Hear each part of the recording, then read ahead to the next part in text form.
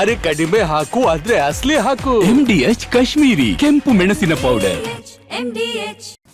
ನಮಸ್ಕಾರ, ಮುಂಜಾನೆ ಮುನ್ನೋಟಕ್ಕೆ ಸ್ವಾಗತ. ನಾನು ನಿಕೇಶ್ ಕೊಠಾರಿ, ನನ್ನ ಜೊತೆ ಇದ್ದಾರೆ ನನ್ನ ಕಲೀಗ್ ಅಶ್ವಿನಿ ದೇವಾಡಿಗ. ಅಶ್ವಿನಿ, ಸಾಕಷ್ಟು ವಿಚಾರಗಳ ಬಗ್ಗೆ ನಾವು ದಿನನಿತ್ಯ ಧ್ವನಿ ಎತ್ತಾ ಇದ್ವಿ, ಕ್ಯಾಂಪೇನ್ ಸ್ಟೋರಿ ಮಾಡ್ತಾ ಇದ್ವಿ. ಆ ಸ್ಟೋರಿಗಳು ಕೂಡ ಅಷ್ಟೇ ವೇಗದಲ್ಲಿ ಇಂಪ್ಯಾಕ್ಟ್ ಕೂಡ ಆಗ್ತಾ ಇದೆ.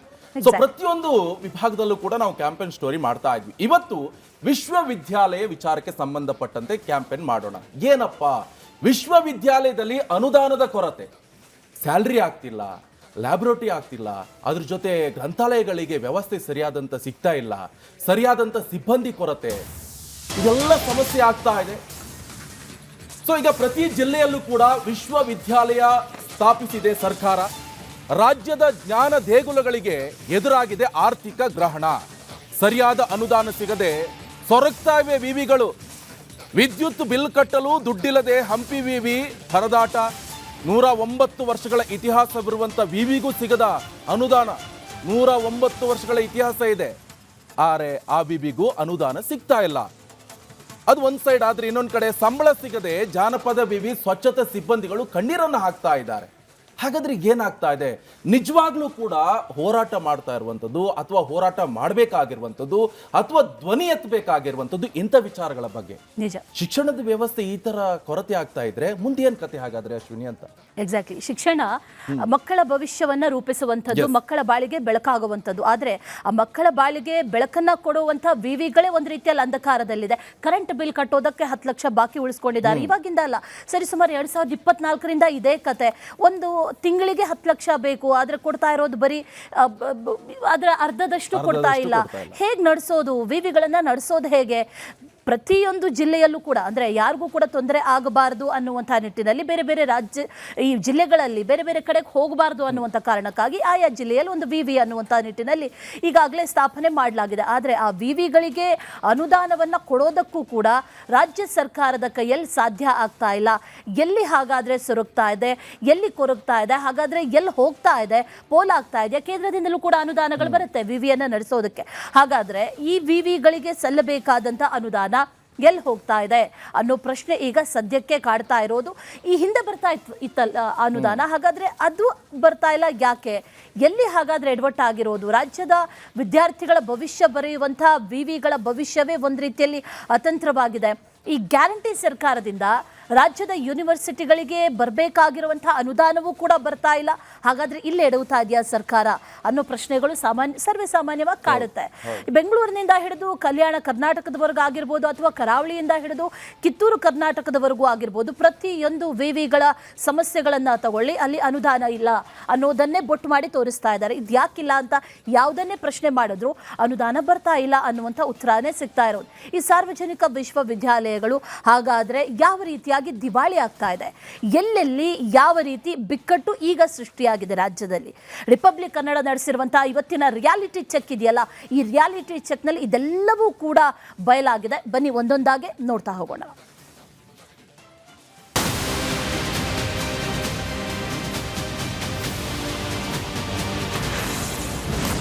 ಗ್ಯಾರಂಟಿ ಸರ್ಕಾರದಿಂದ ವಿಶ್ವವಿದ್ಯಾಲಯಗಳಿಗೆ ಸಿಗದ ಅನುದಾನ, ತೀವ್ರ ಆರ್ಥಿಕ ಸಮಸ್ಯೆ ಎದುರಿಸ್ತಾ ಇವೆ ರಾಜ್ಯದ ವಿಶ್ವವಿದ್ಯಾಲಯಗಳು. ರಾಜ್ಯದ ಪ್ರಮುಖ ವಿಶ್ವವಿದ್ಯಾಲಯಗಳಲ್ಲಿ ಆರ್ಥಿಕ ಸಂಕಷ್ಟ ಎದುರಾಗಿದೆ. ಸರ್ಕಾರ ಸರಿಯಾಗಿ ಅನುದಾನವನ್ನು ನೀಡದೇ ಇರುವ ಕಾರಣಕ್ಕೆ ಕೆಲವೊಂದಷ್ಟು ಪ್ರಮುಖ ವಿಶ್ವವಿದ್ಯಾಲಯಗಳು ಇದೀಗ ದಿವಾಳಿ ಅತ್ತ ಸಾಗ್ತಿವೆ. ಅದರಲ್ಲಿ ಬೆಂಗಳೂರಿನ ಮಹಾರಾಣಿ ಕ್ಲಸ್ಟರ್ ಯೂನಿವರ್ಸಿಟಿ, ಕಲಬುರಗಿ, ಮಂಗಳೂರು, ಧಾರವಾಡ, ಶಿವಮೊಗ್ಗ, ಹಂಪಿ ಹಾಗೂ ಮೈಸೂರು ವಿಶ್ವವಿದ್ಯಾಲಯಗಳು ಅನುದಾನವಿಲ್ಲದೆ ಆರ್ಥಿಕ ಸಮಸ್ಯೆಯನ್ನು ಎದುರಿಸುತ್ತಿವೆ. ರಾಜ್ಯದಲ್ಲಿ ಸರ್ಕಾರಿ ವಿಶ್ವವಿದ್ಯಾಲಯಗಳು 32, ಖಾಸಗಿ ಯೂನಿವರ್ಸಿಟಿಗಳು 30, ಡೀಮ್ಡ್ ಟು ಬಿ ಯೂನಿವರ್ಸಿಟಿಗಳು 11, ಅವುಗಳಲ್ಲಿ ಬೆಂಗಳೂರಿನಲ್ಲೇ 19 ಖಾಸಗಿ ವಿಶ್ವವಿದ್ಯಾಲಯಗಳಿವೆ.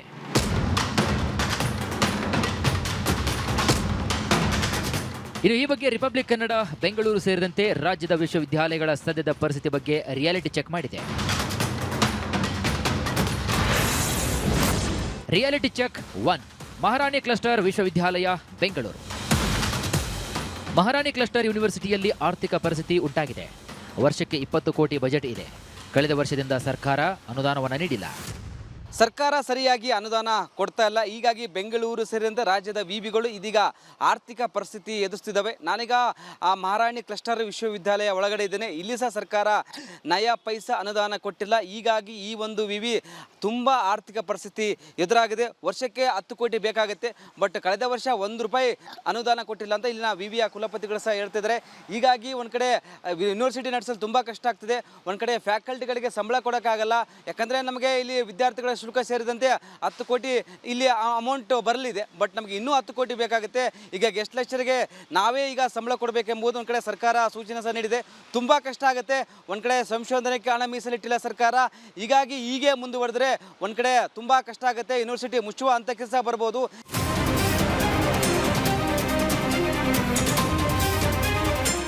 ಇನ್ನು ಈ ಬಗ್ಗೆ ಮಾತನಾಡಿ ಮಹಾರಾಣಿ ಕ್ಲಸ್ಟರ್ ವಿಶ್ವವಿದ್ಯಾಲಯ ಆಂತರಿಕ ಸಂಪನ್ಮೂಲದಿಂದ 10 ಕೋಟಿ ಬರಲಿದೆ. 260 ಕಾಯಂ ಸೇರಿದಂತೆ ಗೆಸ್ಟ್ ಉಪನ್ಯಾಸಕರು ಬೋಧನೆಯನ್ನು ಮಾಡ್ತಿದ್ದಾರೆ. ಇದೀಗ ಅತಿಥಿ ಉಪನ್ಯಾಸಕರಿಗೂ ಕೂಡ ಸಂಬಳ ನೀಡಲು ಸರ್ಕಾರ ತಿಳಿಸಿದ್ದು ತುಂಬಾ ಕಷ್ಟ ಆಗ್ತಾ ಇದೆ. ಹೀಗಾಗಿ ವರ್ಷಕ್ಕೆ 10 ಕೋಟಿ ಅನುದಾನ ನೀಡಬೇಕು ಅಂತ ವಿಶ್ವವಿದ್ಯಾಲಯ ಕುಲಪತಿ ಸರ್ಕಾರಕ್ಕೆ ಒತ್ತಾಯಿಸಿದ್ದಾರೆ. ಅನುದಾನ ನಮಗೆ ಬೇಕಾಗುತ್ತೆ ಮತ್ತು ಇವುಗಳನ್ನು ನಡೆಸ್ಕೊಂಡು ಹೋಗೋದಕ್ಕೆ ಎಲೆಕ್ಟ್ರಿಸಿಟಿ, ಕರೆಂಟು ಇಂಥದ್ದೆಲ್ಲ ಸೇರಿ ನಮಗೆ ಸುಮಾರು 16 ಲಕ್ಷ ರೂಪಾಯಿಗಳಷ್ಟು ವೆಚ್ಚ ಬರ್ತದೆ. ಹಾಸ್ಟೆಲ್ ಒಂದರ ನಿರ್ವಹಣೆಗೆ ನಮಗೆ ಒಂದು 50-60 ಲಕ್ಷ ರೂಪಾಯಿ ಹಣ ಬೇಕಾಗ್ತದೆ. ಇಲ್ಲಿವರೆಗೂ ನಮ್ಮ ವಿಶ್ವವಿದ್ಯಾಲಯದ ಅಸ್ತಿತ್ವಕ್ಕೆ ಬಂದಾಗಿನಿಂದ ಸರ್ಕಾರ ಯಾವಾಗಲೂ ಕೂಡ ನಮಗೆ 2 ಕೋಟಿಗಿಂತ ಹೆಚ್ಚು ಅನುದಾನ ಕೊಟ್ಟಿಲ್ಲ. ಒಮ್ಮೆ ಹಿಂದೆ, ಬಹಳ ಹಿಂದೆ 1.5 ಕೋಟಿ ಕೊಟ್ಟಂತೆ.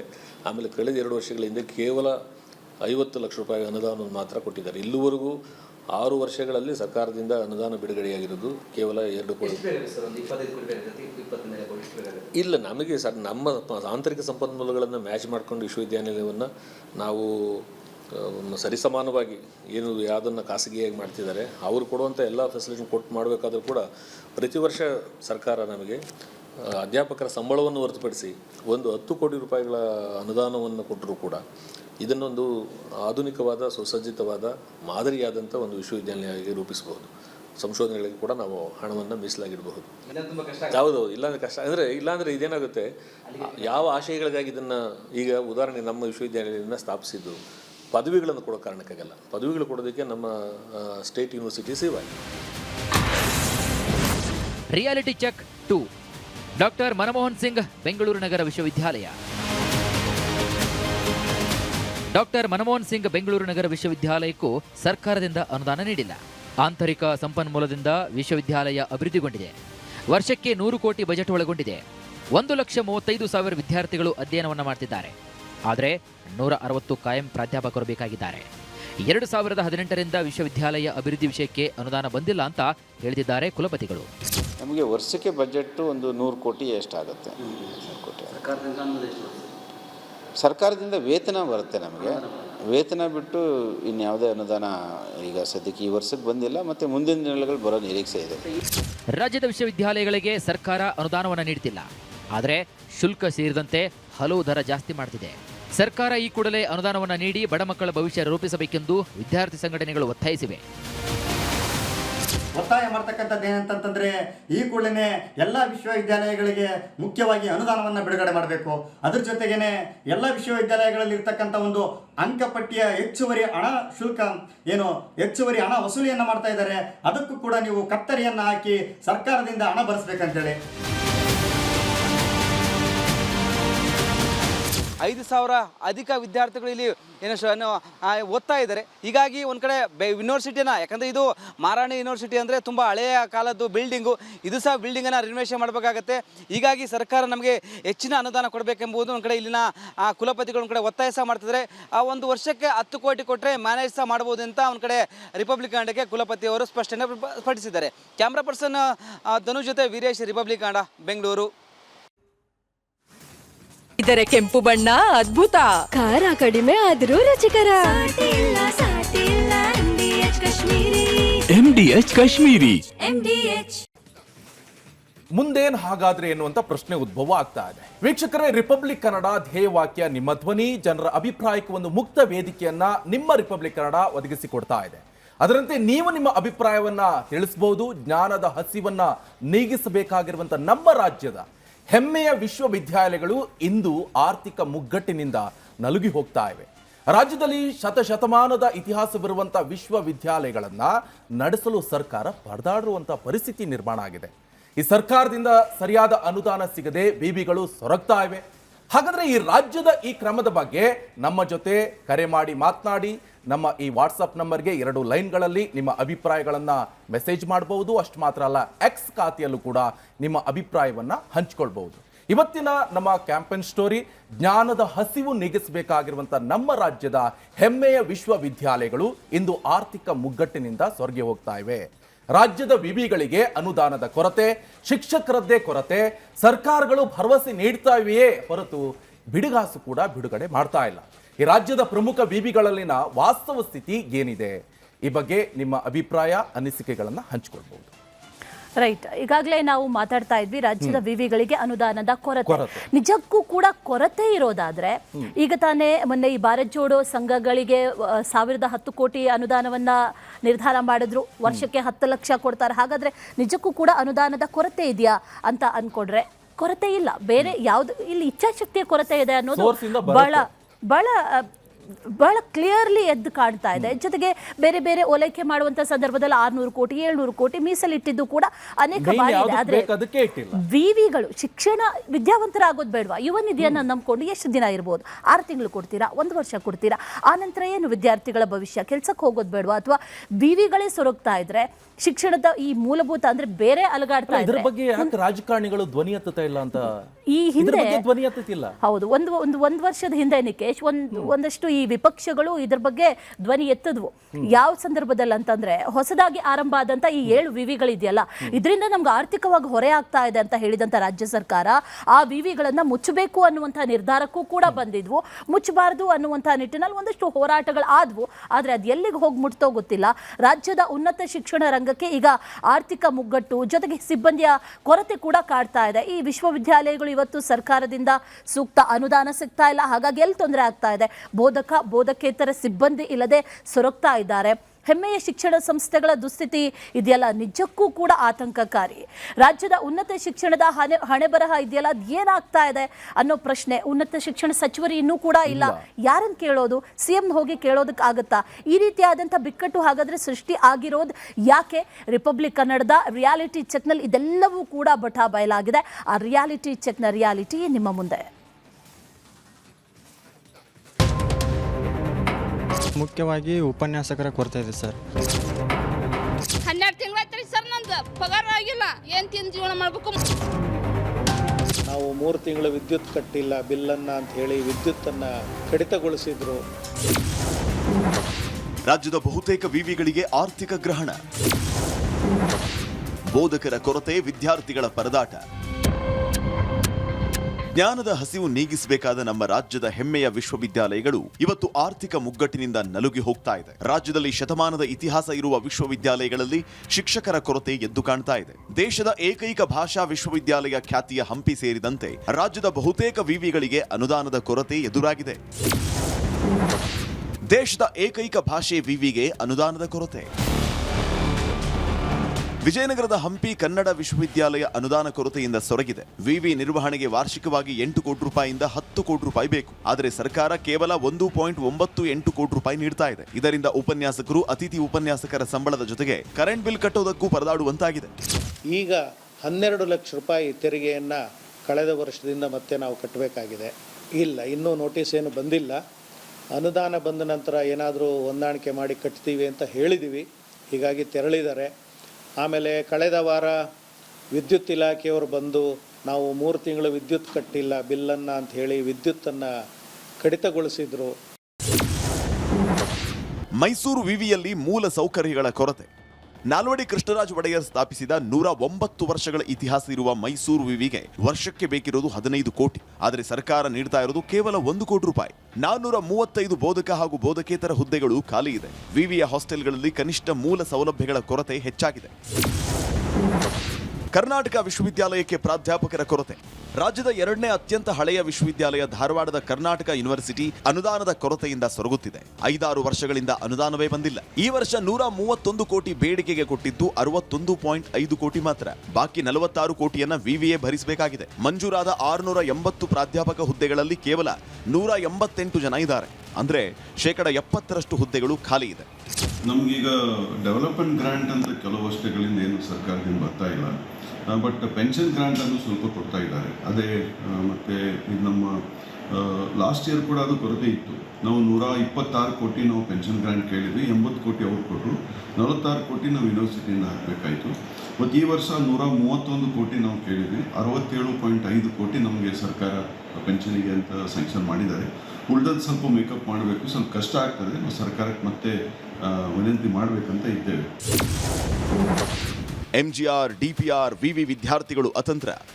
ಗದಗ್ನಲ್ಲಿರುವ ದೇಶದ ಏಕೈಕ ಗ್ರಾಮೀಣಾಭಿವೃದ್ಧಿ ಮತ್ತು ಪಂಚಾಯತ್ ರಾಜ್ ವಿವಿಯಲ್ಲಿ ಕಲಿತ ವಿದ್ಯಾರ್ಥಿಗಳು ಬೀದಿಗೆ ಬೀಳುವ ಸ್ಥಿತಿ ಇದೆ. ಗ್ರಾಮೀಣ ಭಾಗದ ಜನರ ಬಗ್ಗೆ ಅಧ್ಯಯನ ಮಾಡುವ ವಿದ್ಯಾರ್ಥಿಗಳಿಗೆ ಅದೇ ಇಲಾಖೆಯಲ್ಲಿ ಉದ್ಯೋಗ ಮೀಸಲಾತಿ ಸಿಗ್ತಾ ಇಲ್ಲ. ವಿವಿಗೆ ಬರೋದಕ್ಕೆ ಬಸ್ ವ್ಯವಸ್ಥೆಯೂ ಇಲ್ಲ. 175 ಸಿಬ್ಬಂದಿ ಪೈಕಿ ಬಹುತೇಕರು ಹೊರಗುತ್ತಿಗೆ ಆಧಾರದಲ್ಲಿದ್ದಾರೆ.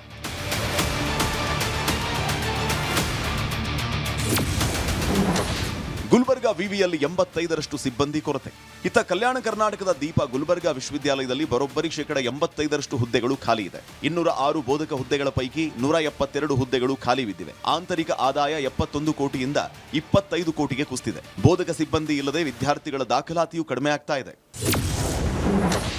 ಸಂಕಷ್ಟದಲ್ಲಿ ಹಾಸನ, ಮಂಡ್ಯ ವಿವಿಗಳು. ಹೊಸದಾಗಿ ಆರಂಭ ಆದ ಹಾಸನ ವಿವಿಗೆ 3 ವರ್ಷ ಕಳೆದರೂ ಸರ್ಕಾರ ನೀಡಬೇಕಿದ್ದ ವಾರ್ಷಿಕ 2 ಕೋಟಿ ಅನುದಾನ ನೀಡಿಲ್ಲ. ಕನಿಷ್ಠ ಒಂದು ಸ್ವಾಗತ ಬೋರ್ಡ್ ಇಲ್ಲ. ಫೆನ್ಸಿಂಗ್ ಇಲ್ಲದೆ ಕಾಂಪೌಂಡ್ ಒಳಗೆ ಕಾಡು ಪ್ರಾಣಿಗಳ ಹಾವಳಿ ಇದೆ. ಇತ್ತ ಮಂಡ್ಯ ವಿವಿಗೆ ವರ್ಷಕ್ಕೆ 5.5 ಕೋಟಿ ಬೇಕು. ಆದರೆ ವಿವಿಯ ಒಟ್ಟು ಆದಾಯ ಕೇವಲ 1.5 ಕೋಟಿ ಮಾತ್ರ ಇದೆ. ಇದರ ನಡುವೆ ಸರ್ಕಾರ ಉಪನ್ಯಾಸಕರ ನೇಮಕ ಮತ್ತು ಸಂಬಳವನ್ನ ವಿವಿಯೇ ಭರಿಸಬೇಕು ಅಂತ ಆದೇಶಿಸಿದೆ. ರಾಣಿ ಚೆನ್ನಮ್ಮ ವಿವಿಯಲ್ಲಿ ಅರ್ಧದಷ್ಟು ಹುದ್ದೆಗಳು ಖಾಲಿ. ಬೆಳಗಾವಿಯ ರಾಣಿ ಚೆನ್ನಮ್ಮ ವಿಶ್ವವಿದ್ಯಾಲಯ 340ಕ್ಕೂ ಹೆಚ್ಚು ಕಾಲೇಜುಗಳಿದ್ದು 1.55 ಲಕ್ಷ ವಿದ್ಯಾರ್ಥಿಗಳು ಕಲಿತಾ ಇದ್ದಾರೆ. ಆದರೆ ಬೋಧಕ ಹಾಗೂ ಬೋಧಕೇತರ ಹುದ್ದೆಗಳ ನೇಮಕಾತಿಗೆ ಅನುದಾನವೇ ಇಲ್ಲ. ಹೆಚ್ಚಿನ ಅನುದಾನಕ್ಕಾಗಿ ಸರ್ಕಾರಕ್ಕೆ ಮನವಿ ಮಾಡಿದ್ದು ಇದುವರೆಗೂ ಯಾವುದೇ ಭರವಸೆಯೂ ಸಿಕ್ಕಿಲ್ಲ. ಅನುದಾನ ಕೊರತೆಯ ಕತ್ತಲಿನಲ್ಲಿ ಕುವೆಂಪು ವಿವಿ. ಮಲೆನಾಡು ಭಾಗದ ಲಕ್ಷಾಂತರ ವಿದ್ಯಾರ್ಥಿಗಳಿಗೆ ಜ್ಞಾನದ ಬೆಳಕು ನೀಡಿದ ಶಿವಮೊಗ್ಗದ ಕುವೆಂಪು ವಿಶ್ವವಿದ್ಯಾಲಯ ಅನುದಾನದ ಕೊರತೆಯಿಂದ ಪರದಾಡುವಂತಾಗಿದೆ. ಇತ್ತೀಚಿನ ಶೈಕ್ಷಣಿಕ ವರ್ಷಗಳಲ್ಲಿ ಸ್ನಾತಕೋತ್ತರ ವಿದ್ಯಾರ್ಥಿಗಳ ಪ್ರವೇಶಾತಿಯಲ್ಲಿ ಗಣನೀಯ ಇಳಿಕೆಯಾಗಿದೆ. ಆದಾಯ ಕುಸಿತವಾಗಿದೆ. ರಾಜ್ಯದ ಏಕೈಕ ಮಹಿಳಾ ವಿವಿಗೆ ಬೇಕು ಅನುದಾನದ ಆಸರೆ.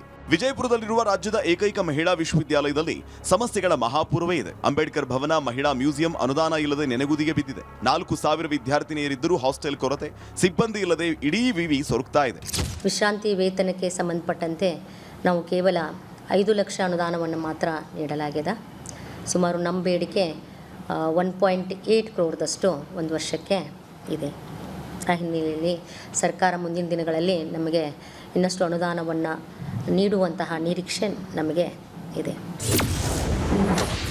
ಸ್ವರ್ಗುತ್ತಿದೆ ರಾಜ್ಯದ ಜಾನಪದ ವಿಶ್ವವಿದ್ಯಾಲಯ. ಹಾವೇರಿಯ ಗೊಡ್ಗೋಡಿಯ ಜಾನಪದ ವಿಶ್ವವಿದ್ಯಾಲಯದಲ್ಲಿ ಅನುದಾನ ಇಲ್ಲದೆ ಕೊರಗುತ್ತಿದೆ. ಸಂಬಳ ಇಲ್ಲದೆ ಬೋಧಕ ಹಾಗೂ ಬೋಧಕೇತರ ಸಿಬ್ಬಂದಿ ಪ್ರತಿಭಟನೆಗೆ ಇಳಿದಿದ್ದಾರೆ. ಯುವ ಜನತೆ ಕೂಡ ಕಲೆ, ಜನಪದ ಅಧ್ಯಯನದಲ್ಲಿ ನಿರಾಸಕ್ತಿ ತೋರಿಸಿದಂತಿದೆ. ಸ್ನಾತಕೋತ್ತರ ಪದವಿ ಪಡೆಯುವುದಕ್ಕೆ ವಿದ್ಯಾರ್ಥಿಗಳೇ ಬರ್ತಾ ಇಲ್ಲ. ಕೆಲಸ ಮಾಡೋ ಸಿಬ್ಬಂದಿ ಕಣ್ಣಲ್ಲಿ ನೀರು ಹಾಕ್ತಾ ಇದ್ದಾರೆ ಪ್ರಮುಖವಾಗಿ. ಈಗ ಯಾಕಂದರೆ ಸುಮಾರು ವರ್ಷಗಳಿಂದ ಕೆಲಸ ಮಾಡ್ಕೊಂಡ್ಬಂದವರಿಗೆ ಸಂಬಳ ಇಲ್ಲ.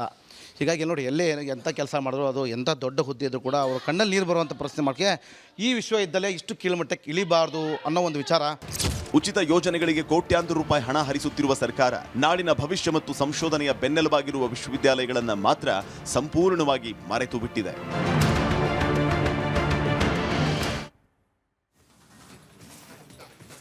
ರೈಟ್. ನಿಜಕ್ಕೂ ಕೂಡ ಸರ್ಕಾರ ಇದೆಯಾ ಅಥವಾ ಸರ್ಕಾರ ಕಣ್ಣಿದ್ಯಾ, ಸರ್ಕಾರ ಕಾಣಿಸ್ತಾ ಇದೆಯಾ ಅಂತ ಪ್ರಶ್ನೆಗಳು ಬರ್ತಾ ಇದೆ. ಎಂಥ ನಿರ್ಲಕ್ಷ್ಯ! ಓದಬೇಕು ಅನ್ನೋ ನಿಟ್ಟಿನಲ್ಲಿ ಬರ್ತಾರೆ, ಬೋಧಕೇತರ ಸಿಬ್ಬಂದಿಗಳಿದ್ದಾರೆ, ಅವ್ರು ಕಣ್ಣೀರು ಹಾಕ್ತಾ ಇದ್ದಾರೆ. ಬ್ಯಾಂಕಿಗೋಸ್ಕರ ಯಾವ ಅನುದಾನ ಅಥವಾ ಯಾವ ಪ್ರೊಸೆಸ್ ಬೇಕಾದ್ರೆ ಇಮಿಡಿಯೇಟ್ ಆಗ್ಬಿಡುತ್ತೆ ವೋಟ್ ಬ್ಯಾಂಕಿಗೋಸ್ಕರ. ಆದ್ರೆ ಇಂಥದಕ್ಕೆ ಯಾಕೆ ಆಗ್ತಾ ಇಲ್ಲ ಅಂತ. ಹೌದು, ಈ ಉಪನ್ಯಾಸಕರಿಲ್ಲ ಅನ್ನೋ ಕಾರಣಕ್ಕೆ ಅತಿಥಿ ಉಪನ್ಯಾಸಕರನ್ನ ಕರ್ಸ್ಕೊಂಡಿದ್ದಾರೆ. ಅವ್ರಿಗೆ 10 ತಿಂಗಳಿಂದ ಸಂಬಳ ಆಗಿಲ್ಲ.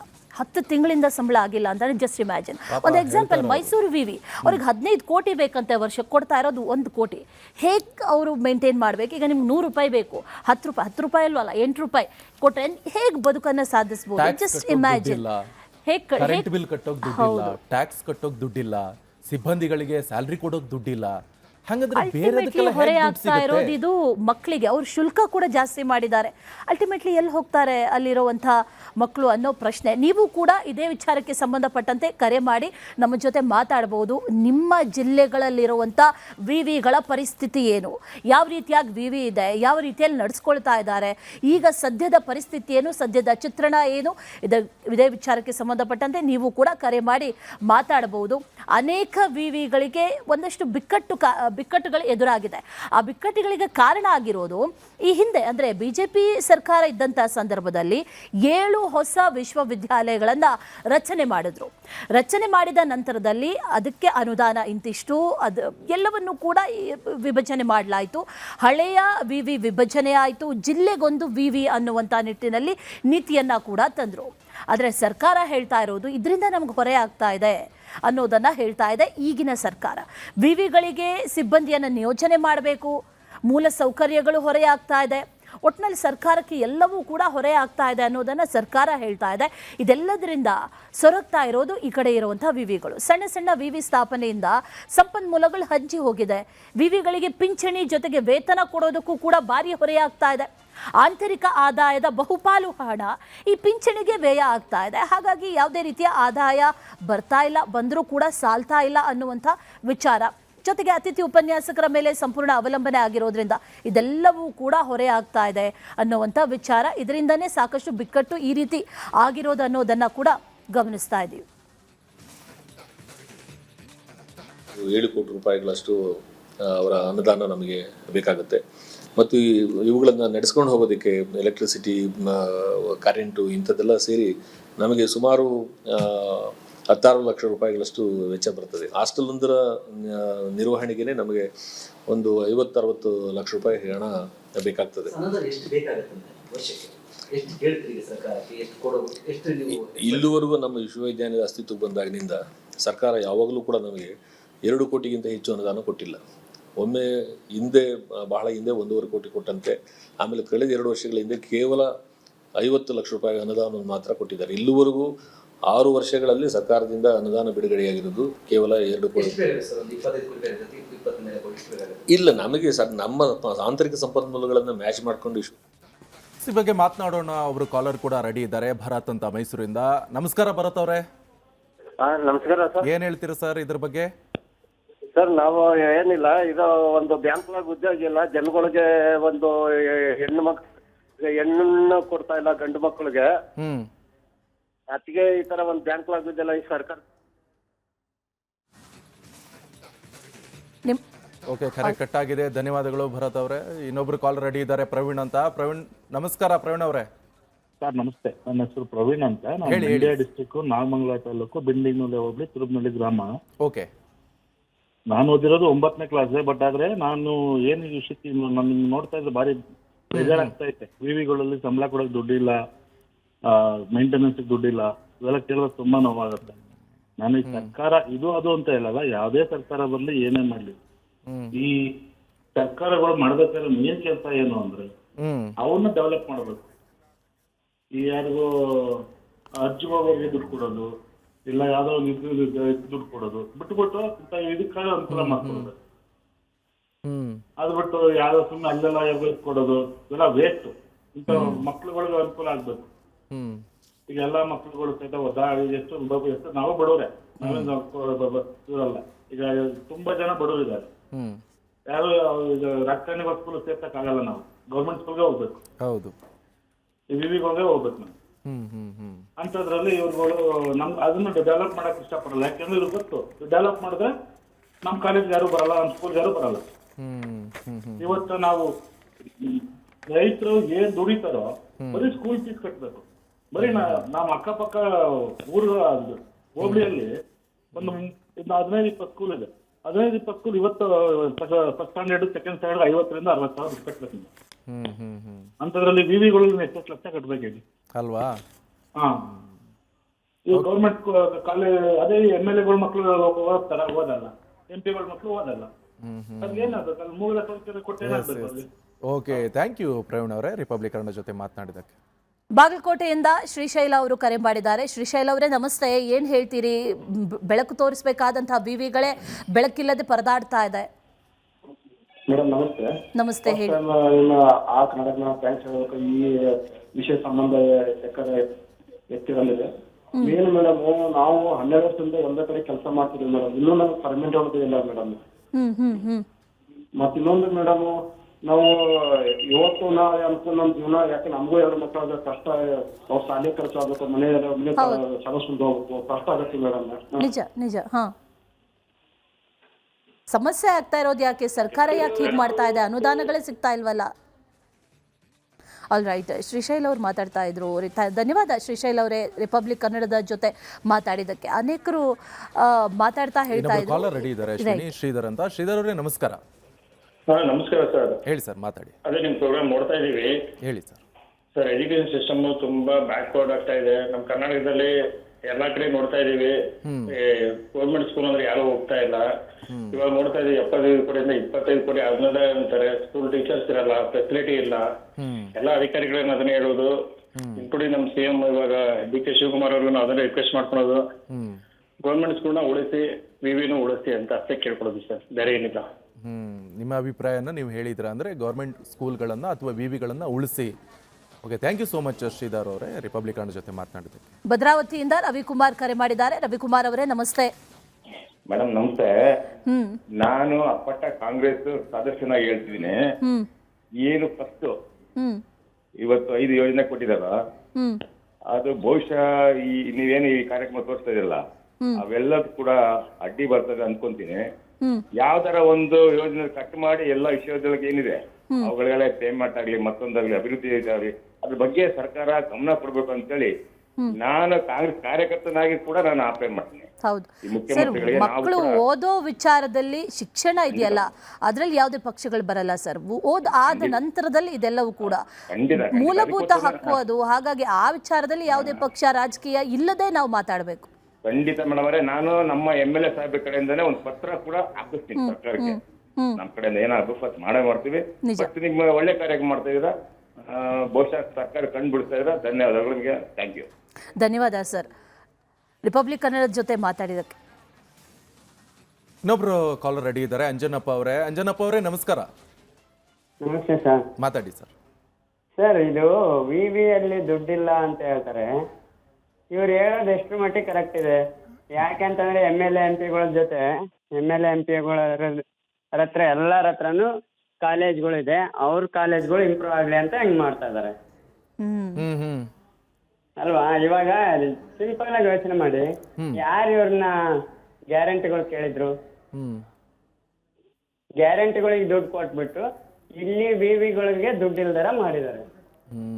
ನೀವು ಹೇಳ್ತಾ ಇದ್ರ ಗ್ಯಾರಂಟಿಗೋಸ್ಕರ ಈ ವಿವಿಗಳಿಗೆಲ್ಲ ದುಡ್ಡು ಇಲ್ಲ, ಅನುದಾನ ಕೊಡಕ್ ಆಗ್ತಾ ಇಲ್ಲ ಅಂತ ನಿಮ್ಮ ಅಭಿಪ್ರಾಯವನ್ನ ನೀವು ತಿಳಿಸಿ. ಸಂಘ ಮಾಡ್ಬೇಕು ಅಂತ ಹೇಳ್ಬಿಟ್ಟು ಅದಕ್ಕೆ ದುಡ್ಡಿದೆ, ಇದಕ್ಕೆ ದುಡ್ಡಿಲ್ಲ. ಓಕೆ, ಥ್ಯಾಂಕ್ ಯು ಅಂಜನಪ್ಪ ಅವರೇ, ರಿಪಬ್ಲಿಕ್ ಕನ್ನಡ ಜೊತೆ ಮಾತನಾಡಿದ್ದಕ್ಕೆ. ಗಂಗಾವತಿಯಿಂದ ಡಾಕ್ಟರ್ ಸತೀಶ್ ಅವರು ಕರೆ ಮಾಡಿದ್ದಾರೆ. ಸತೀಶ್ ಅವರೇ ನಮಸ್ತೆ. ನಮಸ್ತೆ ಮೇಡಮ್. ನಮಸ್ತೆ. ಅನುದಾನಗಳು ಸಿಕ್ಕಿದ್ರೆ ಎಲ್ಲಾ ವಿವಿಗಳು ಸರಿಯಾಗಿ ನಡೆಯುತ್ತೆ, ಎಲ್ಲಾ ಮಕ್ಕಳಿಗೂ ಕೂಡ ಸಮಾನವಾದಂತ ಅವಕಾಶಗಳು ಸಿಗುತ್ತೆ. ಆದ್ರೆ ಆ ರೀತಿ ಆಗ್ತಾ ಇಲ್ಲ. ನೀವೊಬ್ರು ಪ್ರೊಫೆಸರ್ ಆಗಿದ್ದೀರಿ ಅಂತ ಕೇಳ್ಪಟ್ಟೆ, ಏನ್ ಹೇಳ್ತೀರಿ? ಹೌದು ಮೇಡಮ್, ಈಗ ನಾನು ಗುಲ್ಬರ್ಗಾ ಯೂನಿವರ್ಸಿಟಿಯಿಂದ ಬೈಫರ್ಕೇಶನ್ ಆಗಿ ಬಳ್ಳಾರಿ ವಿಶ್ವವಿದ್ಯಾಲಯ ಆಯ್ತು. ನಂತರದಲ್ಲಿ ಅದು ಬೈಫರ್ಕೇಶನ್ ಆಗಿ ಈಗ ಏನು 7 ವಿಶ್ವವಿದ್ಯಾಲಯಗಳು ಬಂದ್ವಲ್ಲ, ಅದರಲ್ಲಿ ಕೊಪ್ಪಳ ವಿಶ್ವವಿದ್ಯಾಲಯ ಅಂತಾನು ಕೂಡ ಬಂದಿದೆ. ಹೌದು ಹೌದು. ಈಗ ಈ 3 ವಿಶ್ವವಿದ್ಯಾಲಯಗಳನ್ನ ಗಮನಿಸಿದಾಗ ಈ 3 ವಿಶ್ವವಿದ್ಯಾಲಯದಲ್ಲಿ 80% ನಲ್ಲಿ ಏನೋ ಯಾವುದೇ ಉದ್ಯೋಗಗಳು ಇಲ್ಲ. ಇರ್ತಕ್ಕಂತಹ 20% ವಿದ್ಯಾರ್ಥಿಗಳು ಉದ್ಯೋಗಿಗಳು ಏನಿದ್ದಾರೆ ಅವ್ರಿಗೂ ಕೂಡ ಸರಿಯಾಗಿ ಸಂಬಳಗಳಾಗ್ತಾ ಇಲ್ಲ. ನಿಜ. ಇದು ಒಂದು ಕೊರತೆ. ಆದ್ರೆ ಎರಡನೇ ಕೊರತೆ ಏನು ಅಂತಂದ್ರೆ, ಪ್ರತಿ ವರ್ಷದಿಂದ ವರ್ಷಗಳಿಗೆ ವಿದ್ಯಾರ್ಥಿಗಳ ದಾಖಲಾತಿಯ ಸಂಖ್ಯೆ ಏನಾಗ್ತದೆ, ತೀವ್ರತರನಾಗಿ ಕಡಿಮೆ ಆಗ್ತಾ ಇದೆ ಮೇಡಮ್. ಹೌದು ಹೌದು. ಯಾಕೆ ಆಗ್ತಾ ಇದೆ ಅಂತಂತಂದ್ರೆ, ಬಿಕಾಸ್ ಆಫ್ ಅಲ್ಲಿ ಟೀಚ್ ಮಾಡಕ್ಕೆ ಉಪನ್ಯಾಸಕರೇ ಇಲ್ಲ, ಅವ್ರಿಗೆ ಕೊಡ್ತಕ್ಕಂಥ ಸಂಬಳಗಳೇ ಇಲ್ಲ, ಅನುದಾನಗಳೇ ಇಲ್ಲ. ಈ ಒಂದು ಕಾರಣಕ್ಕೆ ವಿದ್ಯಾರ್ಥಿಗಳು ಯಾವ ಆಧಾರದ ಮೇಲೆ ಅಡ್ಮಿಷನ್ ಮಾಡಿಸ್ಲಿಕ್ಕೆ ತಯಾರಿರ್ತಾರೆ. ನಿಜ. ಹೌದು. ನಾವು ಕಳೆದ ಬಾರಿ ಗಂಗಾವತಿಯಲ್ಲಿ ಒಂದು ಯಾವುದು ಸರ್ಕಾರಿ ಕಾಲೇಜಿನಲ್ಲಿ ಸುಮಾರು 2,000 ವಿದ್ಯಾರ್ಥಿಗಳ ದಾಖಲಾತಿಯನ್ನು ನೋಡಿದ್ದೆ. ಬಟ್ ಹೋದ ವರ್ಷದಿಂದ ಏನಾಗಿದೆ ಅಂತಂತಂದ್ರೆ, ಆ ವಿದ್ಯಾರ್ಥಿಗಳ ಸಂಖ್ಯೆ 500ರಿಂದ 600ಕ್ಕೆ ಇಳಿತಾ ಇದೆ. ಅಂದ್ರೆ ಇದರರ್ಥ ಎಲ್ಲಾ ಗೆಸ್ಟ್ ಫ್ಯಾಕಲ್ಟಿಗಳ ಮೇಲೆ ನಡೀತಾ ಇರ್ತಕ್ಕಂಥದನ್ನ ನಾವು ನೋಡ್ತಾ ಇದೀವಿ. ಎಕ್ಸಾಕ್ಟ್ಲಿ. ಹಾಗಾಗಿ ವಿದ್ಯಾರ್ಥಿಗಳು ಏನ್ ಹೇಳ್ತಾ ಇದಾರೆ ಅಂದ್ರೆ ನಾವು ಅಲ್ಲಿ ಬಂದ್ರೆ ಕ್ಲಾಸಸ್ ನಡೆಯಲ್ಲ. ಯಾಕೆ ಅಂತಂದ್ರೆ ಬಿಕಾಸ್ ಅದು ಗೆಸ್ಟ್ ಫ್ಯಾಕಲ್ಟಿ ಏನ್ ತಪ್ಪು ಮಾಡ್ತಾ ಇದಾರ ಅಂತ ಹೇಳ್ತಾ ಇಲ್ಲ. ನಾನು ಒಬ್ಬ ಗೆಸ್ಟ್ ಫ್ಯಾಕಲ್ಟಿ ಆಗಿ ಕೆಲಸ ಮಾಡಿದವನೇ. ಬಟ್ ಅಲ್ಲಿ ಏನಾಗ್ತಾ ಇದೆ ಅಂತಂದ್ರೆ ಪರ್ಮನೆಂಟ್ ಆಗಿರ್ತಕ್ಕಂಥ ಉಪನ್ಯಾಸಕರು ಇಲ್ಲದೆ ಇರೋ ಕಾರಣಕ್ಕೆ ಅಥವಾ ಅನುದಾನಗಳು ಇಲ್ಲದೆ ಇರೋ ಕಾರಣಕ್ಕೆ ಸರಿಯಾಗಿ ತರಗತಿಗಳು ನಡೀತಾ ಇರದೇ ಇರೋ ಕಾರಣಕ್ಕೆ ಏನಾಗ್ತಾ ಇದೆ, ವಿದ್ಯಾರ್ಥಿಗಳು ಅಡ್ಮಿಷನ್ ಮಾಡಿಸ್ತಾ ಇಲ್ಲ. ಅವರು ಬೇರೆ ಟೆಕ್ನಿಕಲ್ ಕೋರ್ಸ್ಗಳಿಗೆ ಹೋಗ್ತಾ ಇರ್ತಕ್ಕಂಥದನ್ನ ನಾವು ಇಲ್ಲಿ ಕಾಣಬಹುದು. ನಿಜ ನಿಜ ಸರ್. ಹಾಗಾಗಿ ವಿಶ್ವವಿದ್ಯಾಲಯಗಳಲ್ಲಿ ಅನುದಾನದ ಕೊರತೆಯಿಂದಾಗಿ ಇಡೀ ಕರ್ನಾಟಕದ ಶೈಕ್ಷಣಿಕ ವ್ಯವಸ್ಥೆನೇ ಏನಾಗ್ತಾ ಇದೆ ಅಂತಂದ್ರೆ ತಳಮಟ್ಟಕ್ಕೆ ಹೋಗ್ತಾ ಇದೆ ಅನ್ನೋದನ್ನ ನಾವು ಇಲ್ಲಿ ಗಮನಿಸಬಹುದು ಮೇಡಮ್. ಎಕ್ಸಾಕ್ಟ್ಲಿ. ಧನ್ಯವಾದ ಸರ್ ರಿಪಬ್ಲಿಕ್ ಕನ್ನಡ ಜೊತೆ ಮಾತಾಡಿದ್ದಕ್ಕೆ. ಬಗ್ಗೆ ಸಾಕಷ್ಟು ಜನ ಕೂಡ ಕರೆ ಮಾಡ್ತಾ ಇದ್ರು. ಕರೆ ಮಾಡ್ತಾ ಇರಿ, ಮಾತನಾಡೋಣ ವೀಕ್ಷಕರೇ. ಇದೀಗ ಚಿಕ್ಕ ವಿರಾಮ. ಈಗ ಕಡಲೆ ಇರಲಿ, ಹಲಸಂಡೆ ಬೀಜ, ಕಪ್ಪು ಕಡಲೆ ಅಥವಾ ಬಿಳಿ ಕಡಲೆ, ಎಲ್ಲವೂ ಸ್ವಾದಿಷ್ಟವಾಗುತ್ತೆ. Welcome back. ಈ ಬಿಡದಿ ಟೌನ್ಶಿಪ್ ಕದನ ಇದೆಯಲ್ಲ, ಇದು ಈಗ ಮತ್ತಷ್ಟು ತೀವ್ರಗೊಳ್ತಾ ಇದೆ. ಈಗಾಗಲೇ ಅನೇಕ ದಿನಗಳಿಂದ ಹೋರಾಟಗಳನ್ನ ಮಾಡ್ತಾ ಇರೋದನ್ನ ಗಮನಿಸಿದ್ವಿ. ಒಂದು ಕಡೆಯಲ್ಲಿ ಪರವಾದ ಹೋರಾಟಗಳು ಕೂಡ ಈಗ ಆರಂಭಗೊಂಡಿದೆ, ಮತ್ತೊಂದು ಕಡೆಯಲ್ಲಿ ವಿರೋಧದ ಹೋರಾಟ ಅಂತೂ ಕಳೆದ 400-500 ದಿನಗಳಿಂದಲೂ ಕೂಡ ನಡೀತಾ ಇದೆ. ಈಗ ಈ ಕದನ ಮತ್ತಷ್ಟು ತೀವ್ರತೆಯನ್ನ ಪಡೆದುಕೊಳ್ತಾ ಇದೆ. ಟೌನ್ಶಿಪ್ ವಿರೋಧಿಸಿ ಇವತ್ತು ಬಿಜೆಪಿ ಪ್ರತಿಭಟನೆಯನ್ನ ನಡೆಸ್ತಾ ಇದೆ. ಫ್ರೀಡಂ ಪಾರ್ಕ್ನಲ್ಲಿ ಬೃಹತ್ ಪ್ರತಿಭಟನೆಯನ್ನ ಹಮ್ಮಿಕೊಳ್ಳಲಾಗಿದೆ. ಬೆಳಗ್ಗೆ 10 ಗಂಟೆಯಿಂದ ಸಂಜೆ 6 ಗಂಟೆಯವರೆಗೂ ಕೂಡ ಪ್ರೊಟೆಸ್ಟ್. ಟೌನ್ಶಿಪ್ ಕೈ ಬಿಡಬೇಕು ಅಂತ ಆಗ್ರಹಿಸಿ ಧರಣಿಯನ್ನ ನಡೆಸಲಿದ್ದಾರೆ.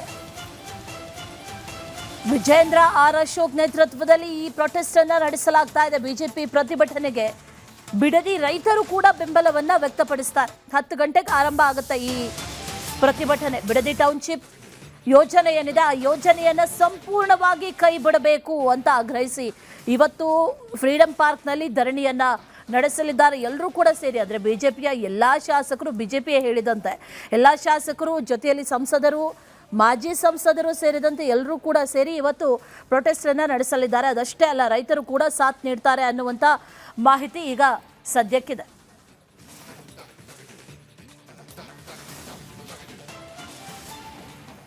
ನೋಡಿ, ಟೋಟಲ್ 9 ಹಳ್ಳಿ ಅಶ್ವಿನಿ. ಅದರಲ್ಲಿ ಆಲ್ರೆಡಿ ಫಸ್ಟ್ 3 ಆಯಿತು, ನೆಕ್ಸ್ಟ್ 4 ಡಿನೋಟಿಫೈ ಆಯಿತು. ಅದರ ನಂತರ ಇನ್ನು 2 ಡಿನೋಟಿಫೈ ಆಗೋದು ಬಾಕಿ ಇದೆ. ಸೊ ಈಗ ಬಿಡದಿ ಟೌನ್ಶಿಪ್ ಹೋರಾಟ ಮತ್ತಷ್ಟು ತೀವ್ರಗೊಳ್ತಾ ಇದೆ ಅಂತ ಗೊತ್ತಾಗ್ತಾ ಇದೆ. ಬಿಡದಿಯಿಂದ ಫ್ರೀಡಂ ಪಾರ್ಕ್ಗೆ ಹೊರಟಿದ್ದಾರೆ ರೈತರು. ರೈತರಿಗಾಗಿ 6 ಬಸ್ ವ್ಯವಸ್ಥೆಯನ್ನ ಮಾಡಿದೆ ಬಿಜೆಪಿ. ಕೆಲವೇ ಕ್ಷಣಗಳಲ್ಲಿ ಫ್ರೀಡಂ ಪಾರ್ಕ್ಗೆ ಅನ್ನದಾತರು ಬಿಡದಿಯಿಂದ 1000ಕ್ಕೂ ಹೆಚ್ಚು ಜನ ಆಗಮಿಸೋ ಸಾಧ್ಯತೆ ಇದೆ. ಬೇರೆ ಬೇರೆ ಊರುಗಳಿಂದ ಬೆಂಗಳೂರನ್ನ ತಲುಪಲಿದ್ದಾರೆ ರೈತರು.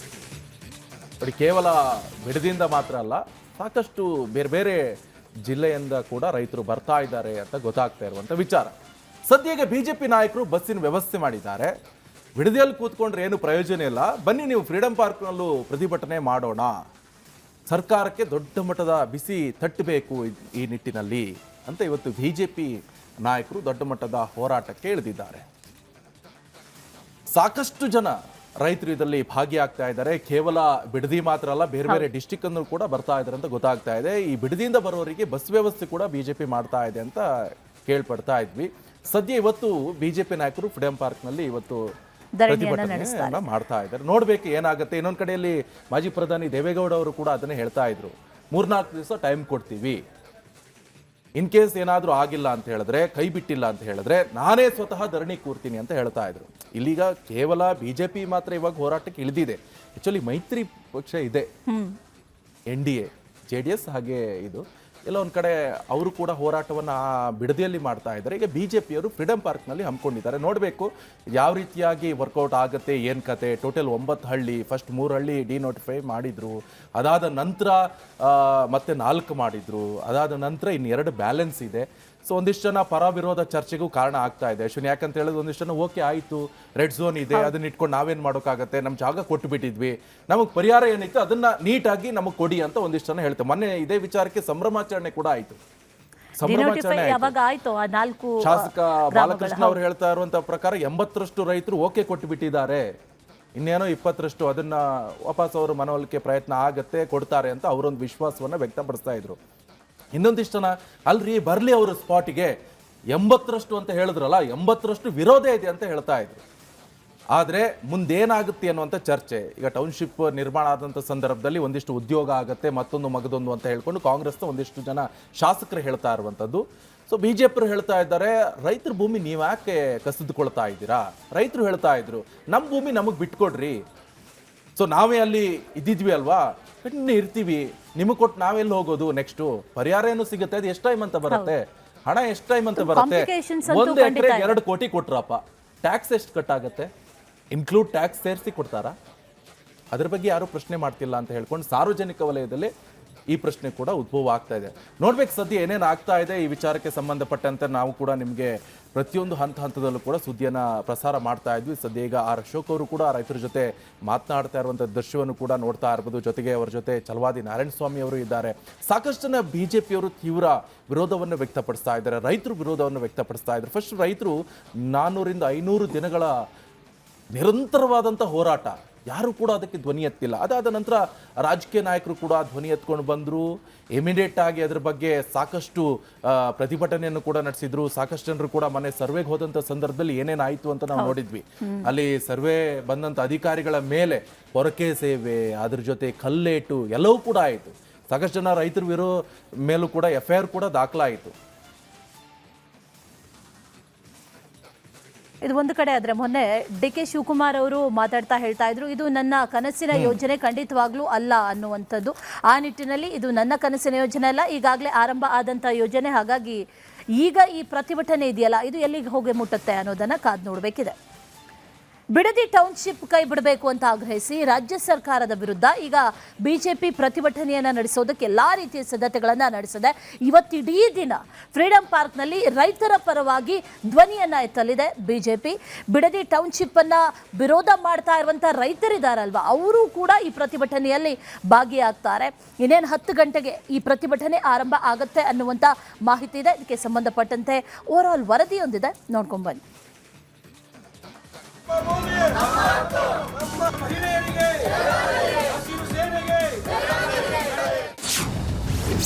ಬಿಡದಿ ಟೌನ್ಶಿಪ್ ಯೋಜನೆ ಕೈಬಿಡುವಂತೆ ಒತ್ತಾಯ. ಬಿಜೆಪಿ ನಾಯಕರ ನೇತೃತ್ವದಲ್ಲಿ ರೈತರ ಹೋರಾಟ. ಬಿಡದಿ ಟೌನ್ಶಿಪ್ ಯೋಜನೆ ಕೈಬಿಡುವಂತೆ ಕಳೆದ 1.5 ವರ್ಷಗಳಿಂದ ರೈತರು ಪ್ರತಿಭಟನೆ ನಡೆಸ್ತಾ ಇದ್ದಾರೆ. ಇದರ ನಡುವೆ ಸಿಎಂ DK ಶಿವಕುಮಾರ್ ನೇತೃತ್ವದ ಸರ್ಕಾರ ಲ್ಯಾಂಡ್ ಅಕ್ವಿಜಿಷನ್ ಮಾಡೋದಕ್ಕೆ ಅಧಿಸೂಚನೆ ಹೊರಡಿಸಿದ್ದಾರೆ. ಬಲವಂತವಾಗಿ ಜಮೀನು ಪಡೆಯೋದಿಲ್ಲ ಅಂತ ಹೇಳಿರುವ ಸಿಎಂ 3 ಹಳ್ಳಿಗಳಲ್ಲಿ ಭೂಸ್ವಾಧೀನ ಪ್ರಕ್ರಿಯೆ ಆರಂಭಿಸುವುದಕ್ಕೆ ಅಧಿಸೂಚನೆ ಹೊರಡಿಸಿದ್ದಾರೆ.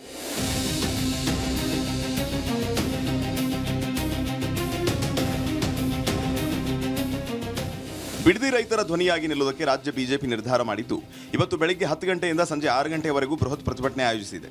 ಬಿಜೆಪಿ ಶಾಸಕರು, ವಿಧಾನ ಪರಿಷತ್ ಸದಸ್ಯರು, ಸಂಸದರು, ಬಿಜೆಪಿ ಪದಾಧಿಕಾರಿಗಳು ಈ ಪ್ರತಿಭಟನೆಯಲ್ಲಿ ಭಾಗವಹಿಸಲಿದ್ದಾರೆ.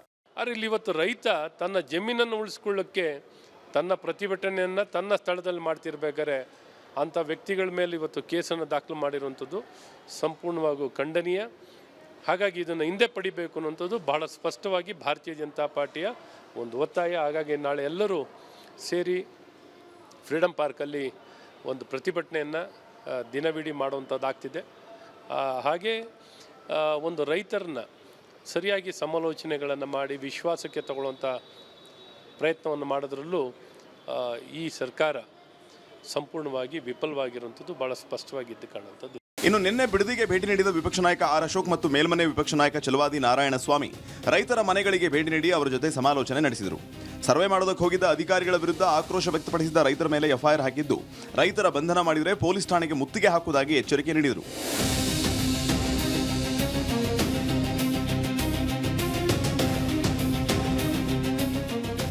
ಯಾವುದೇ ಕಾರಣಕ್ಕೂ ಬಿಡದಿ ಟೌನ್ಶಿಪ್ ಮಾಡೋದಕ್ಕೆ ಬಿಡೋದಿಲ್ಲ ಅಂತ ಸರ್ಕಾರಕ್ಕೆ ಎಚ್ಚರಿಸಿದ್ದಾರೆ. ಯಾವಾಗ ಇದು ಒಂದು ಪ್ರೊಸೀಡಿಂಗ್ಸ್ ಆಯಿತು, ಆವಾಗ ಪ್ರದೇಶ ಕಾಂಗ್ರೆಸ್ ಸಮಿತಿ ಒಂದು ಸತ್ಯಶೋಧನಾ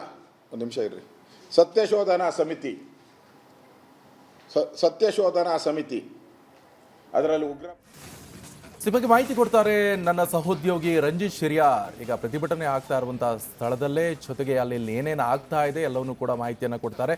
ರಂಜಿತ್, ಸದ್ಯ ಏನೇನು ಆಗ್ತಾ ಇದೆ ಅಂತ?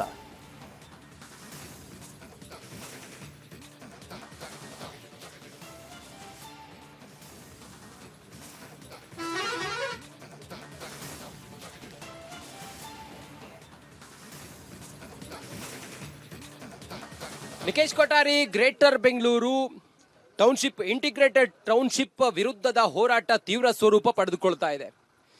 ಬಿಜೆಪಿ ನೇರವಾಗಿ ಅಖಾಡಕ್ಕಿಳಿದಿದೆ. ಇವತ್ತು ಫ್ರೀಡಂ ಪಾರ್ಕ್ನಲ್ಲಿ ದೊಡ್ಡ ಮಟ್ಟದಲ್ಲಿ ಪ್ರತಿಭಟನೆ ಇದೆ. ಪ್ರತಿಭಟನೆಗೆ ಸುಮಾರು 7ರಿಂದ 8 ಬಸ್ಗಳಲ್ಲಿ ಬೈಲಮಂಗಲ ಸೇರಿದಂತೆ ಈ ಇಂಟಿಗ್ರೇಟೆಡ್ ಟೌನ್ಶಿಪ್ ವ್ಯಾಪ್ತಿಯಲ್ಲಿ ಎಲ್ಲೆಲ್ಲಿ ತಮ್ಮ ಜಮೀನನ್ನ ಕಳ್ಕೊತಾ ಇದ್ದಾರೆ ಆ ರೈತರು ಇವತ್ತು ಪ್ರತಿಭಟನೆಗೆ ಬೆಂಗಳೂರಿಗೆ ಬರ್ತಾ ಇದ್ದಾರೆ, ಫ್ರೀಡಂ ಪಾರ್ಕ್ಗೆ. ನೋಡಿ, ಅದಕ್ಕಾಗಿ ಬಸ್ ವ್ಯವಸ್ಥೆ ಮಾಡಲಾಗಿದೆ. ಬಸ್ನ ಒಳಗಡೆ ನಾನಿದ್ದೀನಿ ಈಗ. ಈ ರೈತರೆಲ್ಲ, ರೈತ ಮಹಿಳೆಯರೆಲ್ಲ ಪ್ರತಿಭಟನೆಗೆ ಹೊರಟವರು, ಫ್ರೀಡಂ ಪಾರ್ಕ್ನ ಪ್ರತಿಭಟನೆಗೆ ಹೊರಟವರು. ಆ ಮೂಲಕ ನಮ್ಮ ಧ್ವನಿಯಾಗಿ ಯಾರೇ ನಮ್ಮ ಜೊತೆಗೆ ಬೆಂಬಲವಾಗಿ ಬಂದರೂ ಕೂಡ ನಾವು ಅವರಿಗೆ ಬೆಂಬಲವನ್ನ ಕೊಡ್ತೀವಿ ಅಂತೇಳಿ ಹೊರಟಿದ್ದಾರೆ. ಅಮ್ಮ, ತಾವೀಗ ಎಲ್ಲಿಗೆ ಹೊರಟವರಮ್ಮ? ನಾವು ಬೆಂಗಳೂರಿಗೆ ಹೊರಟವರು. ತಾವು ಭೂಮಿ ಕೊಡೋದಕ್ಕೆ ರೆಡಿ ಇಲ್ಲ? ಇಲ್ಲ. ನಿಮ್ ಬೆಂಬಲಕ್ಕೆ ಬಂದಂತ ಯಾರ ಜೊತೆಗೂ ತಾವು ಅವ್ರಿಗೆ ಬೆಂಬಲ ಕೊಡ್ತೀರಿ? ಹೌದು. ತಮ್ಮ ಹೆಸರೇನಮ್ಮ? ಅನಿತಾ. ಎಷ್ಟು ಎಕರೆ ಜಮೀನ್ ತಮ್ದು ಟೌನ್ಶಿಪ್ಗೆ ಹೋಗುತ್ತೆ? ಜಮೀನೇ ಇಲ್ಲ ಸರ್, ಬರ್ತಾ ಇದೀವಿ. ನಿಮ್ದು ಎಷ್ಟು ಎಕರೆ ಇದೆಯಮ್ಮ? ನಮ್ದು 2 ಎಕರೆ. 2 ಎಕರೆ ಇದೆ. 2 ಎಕರೆ ಟೌನ್ಶಿಪ್ಗೆ ಹೋಗುತ್ತೆ. ಹೌದು. ನೀವು ಅದನ್ನ ಖಂಡಿಸ್ತಿದ್ದೀರಿ? ಹೌದು ಸರ್. ಈಗ ಮೊನ್ನೆ ಎಲ್ಲ ಕೇಸ್ ಎಲ್ಲ ಹಾಕಿದ್ರಲ್ಲಮ್ಮ, ಇದಾದ ನಂತರ ತಮ್ಗೇನಾದ್ರು ಆತಂಕ ಇದೆಯಾ? ಇಲ್ಲ. ಆತಂಕ ಏನಿಲ್ಲ. ಸರ್ವೆಗೆ ಏನಾದ್ರು ಬಂದಿದ್ರಾ? ಇಲ್ಲ, ಇಲ್ಲಿ ಬಂದಿಲ್ಲ, ಅಲ್ಲಿ ಬಂದಿದ್ರು. ಅವ್ರು 2 ಕೋಟಿ 1 ಎಕರೆ ಕೊಡ್ತೀನಿ ಅಂತ ಹೇಳ್ತಾ ಇದ್ದಾರೆ. ಆ ಲೆಕ್ಕದಲ್ಲಿ ನಿಮ್ 4 ಎಕರೆ ಸಿಗುತ್ತೆ. ತಮ್ಗೆ ಹಣ ಬೇಡ? ಬೇಡ ನಮ್ಗೆ. ಏನ್ ಬೆಳಿತೀರಮ್ಮ? ನಾವು ಟೊಮೊಟೊ ಹಾಕಿದೀವಿ, ಬಾಳೆ ಇದೆ, ತೆಂಗಿ ಇದೆ, ಅಡಿಕೆ ಇದೆ. ನೀರಾವರಿ ಜಮೀನ್? ನೀರಾವರಿ ಜಮೀನು. ಈಗ ಯಾಕೆ ಇದು ಯಾರ ಹಿತಾಸಕ್ತಿ ಅಮ್ಮ? ಯಾಕೆ ಹಿಂಗ ಆಗ್ತಾ ಇದೆ? ರೈತರ ಜೀವನ ಜೊತೆ, ಬದುಕಿನ ಜೊತೆ ಯಾಕೆ ಚೆಲ್ಲಾಟ ಆಡ್ತಾ ಇದ್ದಾರೆ ಮತ್ತೆ ಯಾರು ಅಂತ? ನಮ್ಗೆ ಭೂಮಿ ಬೇಕು ಸ್ವಾಮಿ. ನಾವು ಭೂಮಿಗೋಸ್ಕರ ನಾವು ಓಡಾಡ್ತಾ ಇದೀವಿ. ನಮಗ್ ಭೂಮಿ ಬೇಕು. ನಾವ್ ಎಷ್ಟೇ ದುಡ್ಡು ಕೊಟ್ರು ನಾವು ಭೂಮಿ ಕೊಡಲ್ಲ, ನಮ್ಗೆ ಭೂಮಿ ಬೇಕು. ಇನ್ನಷ್ಟು ರೈತರನ್ನ ನಾನು ಮಾತಾಡಿಸೋ ಪ್ರಯತ್ನ ಮಾಡ್ತೀರಿ. ಹೇಳಿ ಸರ್, ತಾವೇನ್ ಹೇಳ್ತೀರಿ ಈ ಹೋರಾಟಕ್ಕೆ? ಇವತ್ತು ತಮ್ಮೆಲ್ಲ ರೀತಿ ಬೆಂಬಲ ಇದೆ.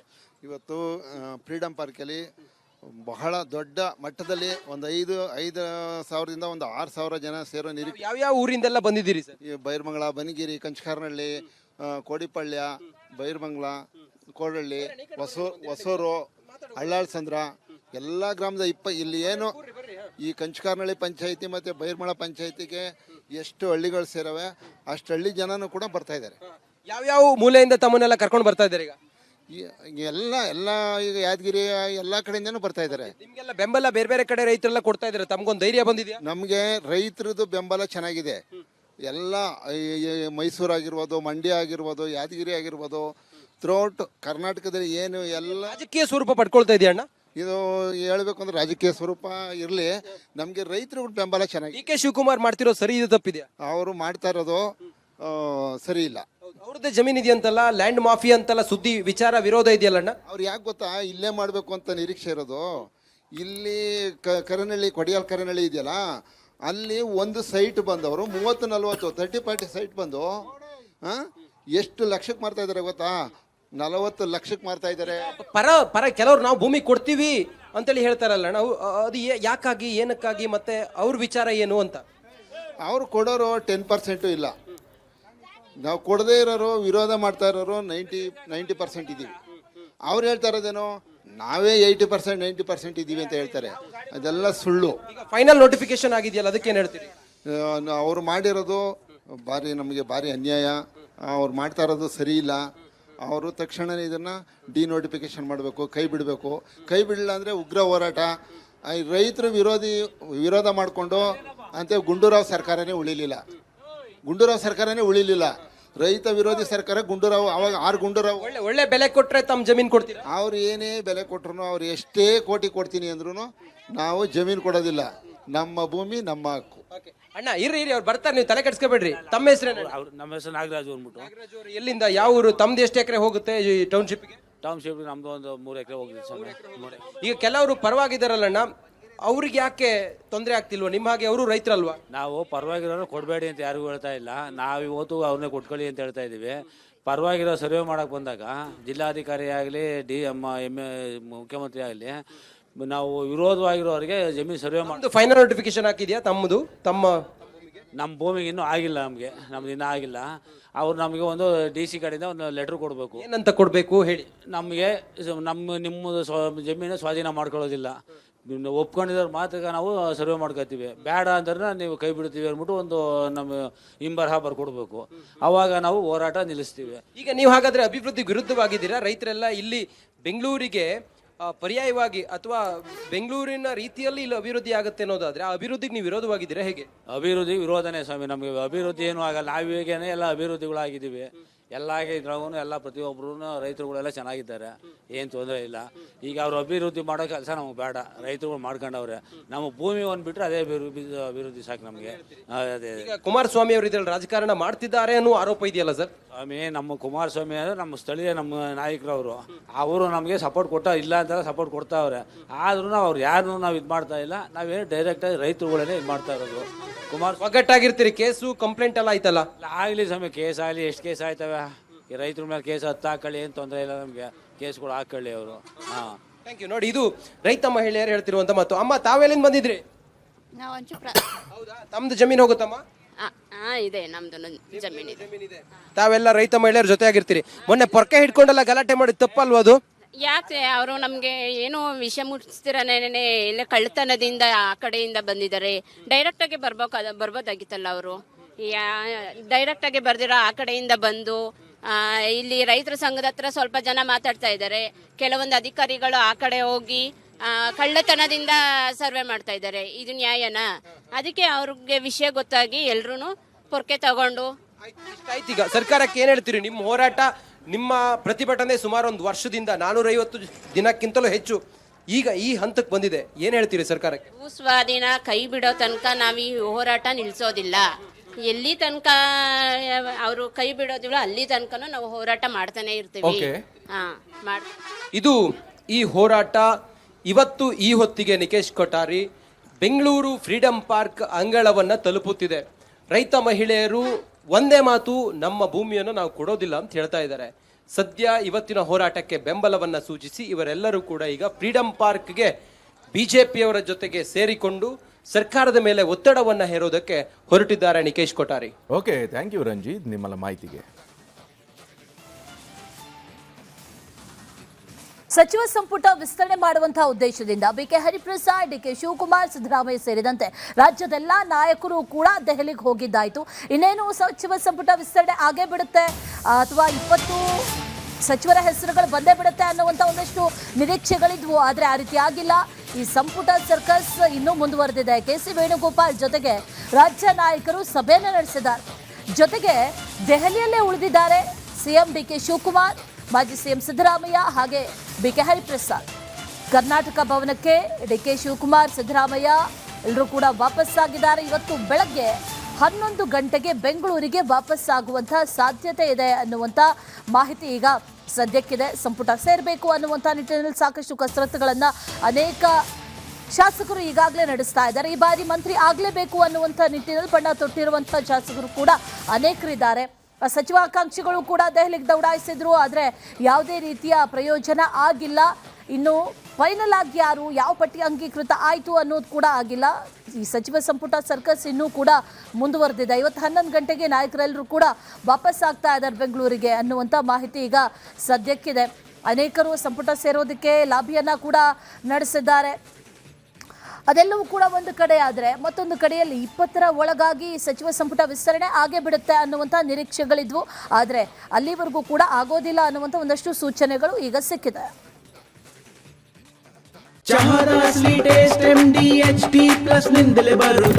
ಗಂಟು ಕಟ್ಟಿಕೋ ಲವಂಗ, ಹಸಿರು ಏಲಕ್ಕಿಯಿಂದ ತುಂಬಿದ MDH T+ ಮಸಾಲೆ.